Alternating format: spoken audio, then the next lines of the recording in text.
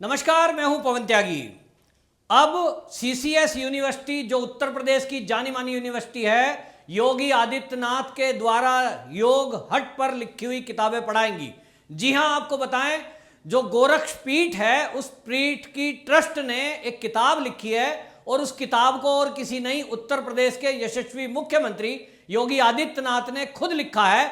और वो जो किताब है हठ योग के ऊपर लिखी गई है, वो किताब अब कोर्स में शामिल की जाएगी। और यही नहीं, इसके अलावा अब देश के कई देशभक्त वैज्ञानिक गणितज्ञों के बारे में, यहां तक कि जाने माने देश के जो शायर हैं उनके बारे में भी अब छात्रों को पढ़ाया जाएगा। तो आपको बताएं, बोर्ड ऑफ स्टडीज के जो संयोजक हैं उन्होंने कहा है कि बोर्ड की मंजूरी के बाद बीए दर्शन छात्र में applied ethics and applied yoga, इसके बारे में जो बाबा रामदेव हैं इनके बारे में भी पढ़ाया जाएगा। तो आप जानते ही हैं, बाबा रामदेव को लेकर यूं तो आईएमए ने बवाल मचाया हुआ है और वो विवाद बीएएमएस डॉक्टर वर्सेस आयुर्वेद हो रहा है। लेकिन बाबा रामदेव को अब योगी आदित्यनाथ की सरकार में बाकायदा जो स्नातक और जो छात्र हैं उनको कोर्स में पढ़ाया जाना है। इसको लेकर बहुत सारे लोगों को मिर्ची लगी हुई है, क्योंकि पहले से ही योगी आदित्यनाथ से लोग चिढ़ रहे थे।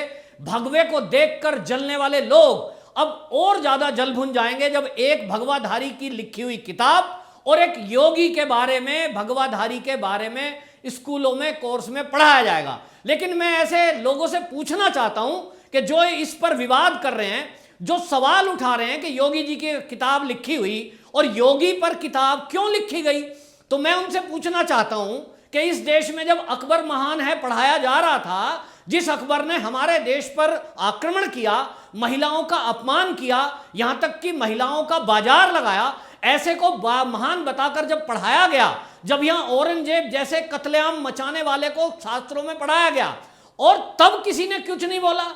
हमारे देश में हमको झूठा इतिहास पढ़ाया गया, दे दी आजादी बिना खड़क बिना ढाल, ये कितना बड़ा झूठ देश का है और बचपन से हमें भी पढ़ाया गया।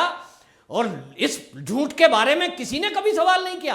क्या हमारे देश की आजादी ये बिना खड़क और बिना ढाल हमको मिली है?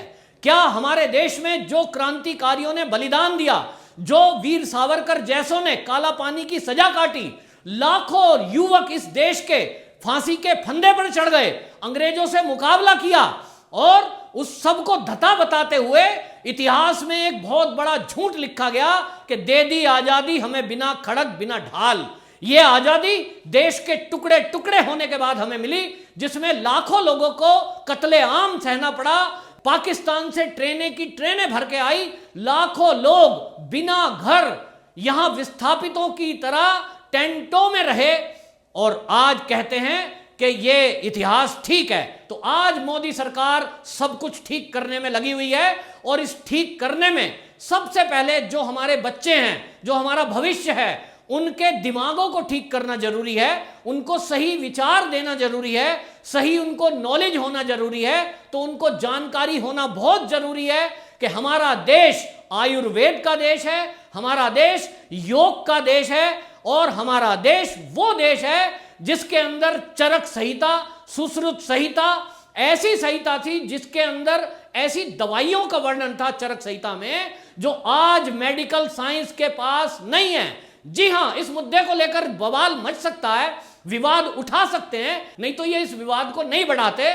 लेकिन आपको मैं बताऊं, हमारे चरक संहिता में बाकायदा ये वर्णन है कि बाल, हमारे जो सर का बाल है, इसकी 7 खड़ी काट कैसे की जाए।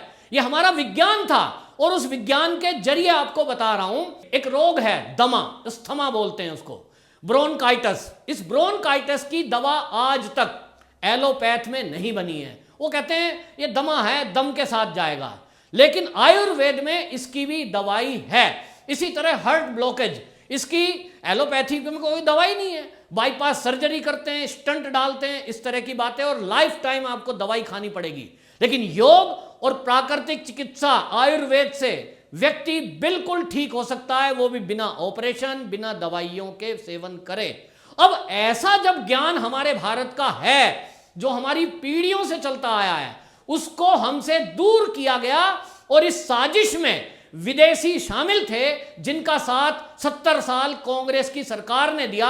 हमको बताया कि हम तो सपेरों के देश हैं, हमको बताया गया हम तो बहुत गरीब हैं, हमको ये नहीं बताया गया कि हम कभी सोने की चिड़िया थे और हमारे पास इतना धन दौलत थी, हमारा देश धन वैभव से संपूर्ण था।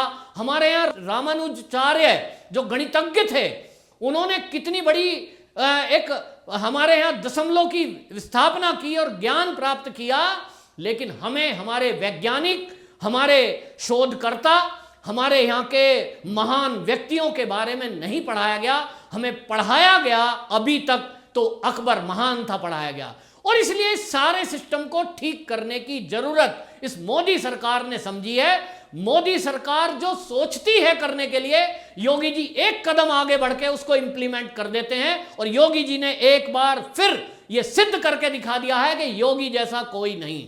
जो आप सोच रहे होंगे आपके दिमाग में है, अभी पूरा देश तीसरी लहर की चर्चा कर रहा है, लेकिन योगी जी ने काम कंप्लीट करके रिपोर्ट कार्ड सबमिट कर दिया है केंद्र को कि हमने तीसरी लहर को रोकने के लिए पर्याप्त इंतजाम कर दिए।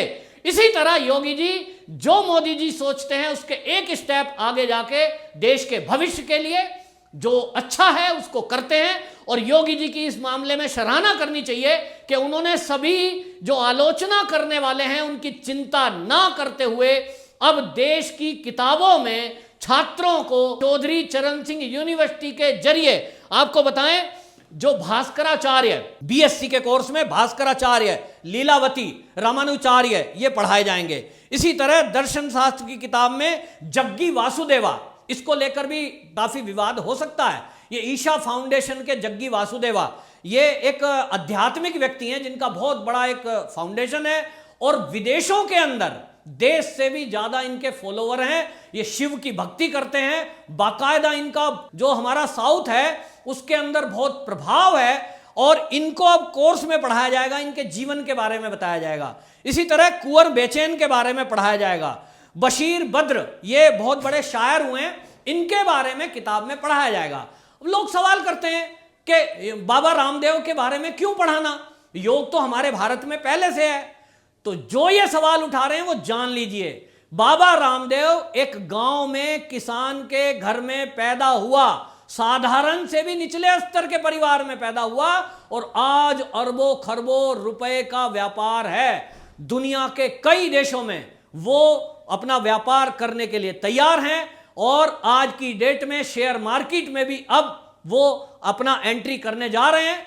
ऐसा एक व्यक्ति किसी किसान के घर में जन्मा और किस तरह से उसने पूरी विश्व में नाम कमाया, और इतना ही नहीं, आईएमए जैसी संस्था को भी उन्होंने चुनौती दे डाली है। तो ऐसे व्यक्ति के बारे में यदि किसान के बच्चे पढ़ेंगे, एक आम परिवार का बच्चा उस किताब को पढ़ेगा, तो उसके मन में एक भावना आएगी कि मैं गरीब घर में पैदा हुआ हूं, लेकिन मैं भी बाबा रामदेव की तरह बड़ा उद्योगपति बन सकता हूं, मैं भी योग करके इतना नाम कमा सकता हूं कि देश में जब कोरोना की दवाई नहीं बनी थी उस समय कोरोना किट बनाकर, कोरोनिल बनाकर बाबा रामदेव ने पूरे विश्व को चौंका दिया। यह बात अलग है कि नियम कायदे कानूनों के चलते उस दवाई को उस तरह प्रोजेक्ट नहीं किया जा सका जिसमें लिखा होता कि यह कोरोना की दवाई है, उसको इम्यूनिटी बूस्टर कहना पड़ा।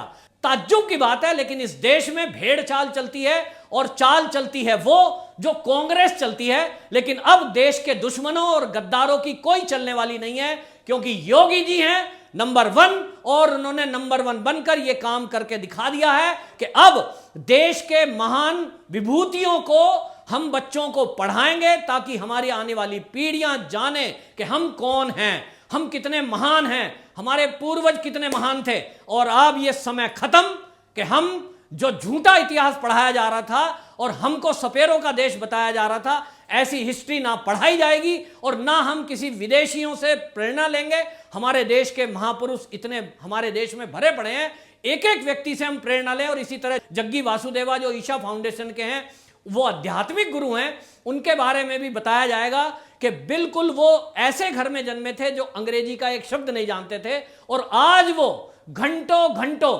देश विदेश में अंग्रेजी में प्रवचन करते हैं। कैसे कर सकता है कोई व्यक्ति ऐसे, इतने लाखों फॉलोवर विदेश में कैसे बन सकते हैं, यह जग्गी वासुदेवा के जीवन के पढ़ने से ही पता लगेगा। और इसलिए योगी जी ने उसको कोर्स में शामिल करने का तय किया है, जो एक बहुत अच्छा कदम है। पूरे देश में इसको लेकर एक अच्छी बहस चली है और देशभक्त लोग काफी खुश हैं। वंदे मातरम।